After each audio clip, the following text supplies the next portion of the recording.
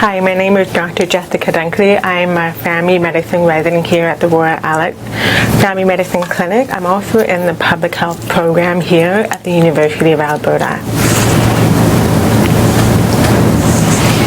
When did you decide you wanted to be a doctor, or what made you want to be a doctor?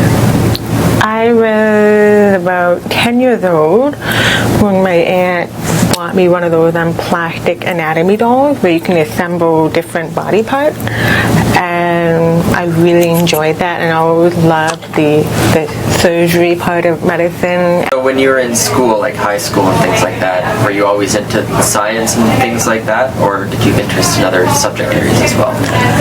It's always been science-based. I never really had an interest in humanities. I've always loved biology classes, only if it had to do with the human anatomy, not necessarily the environment, with more of people, and I really enjoyed working with people, and I just wanted to broaden my knowledge about that area. I went to the University of Ottawa for medicine, and I did a master's in health science as well.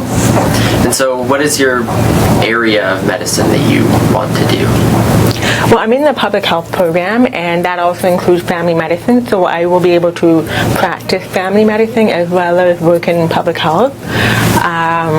And I'm really interested in that because I'm really interested in improving some of the issues that come up in population who are marginalized, population who lack access to health services. So I'm really interested in improving that aspect.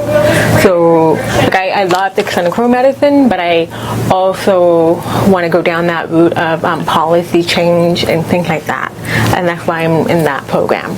Yeah, I'm really interested in educating related to health to the deaf community because they lack access to that information, because a lot of the information is accessible through English only and not in their language, which is American Sign Language, so they lack that. So what they do now is they use interpreters to access that information, but it's not the same as seeing a doctor or a healthcare professional one-on-one, where you can actually have a really good conversation about the different health issues. So I'm very interested in that, and also the medical understanding of just general health or even some of the diseases is really lacking, and I'm really interested in providing that access to them.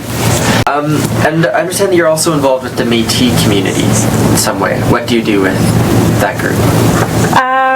Well, I was involved a lot more when I was a student, because right now as a resident it's really busy, so my focus is just on residency here, but before that I was involved in going to different communities, providing health education, motivational speeches, talking about the different aspects of health gaps in the community, and just really connecting with the people and giving them hope, giving them inspiration.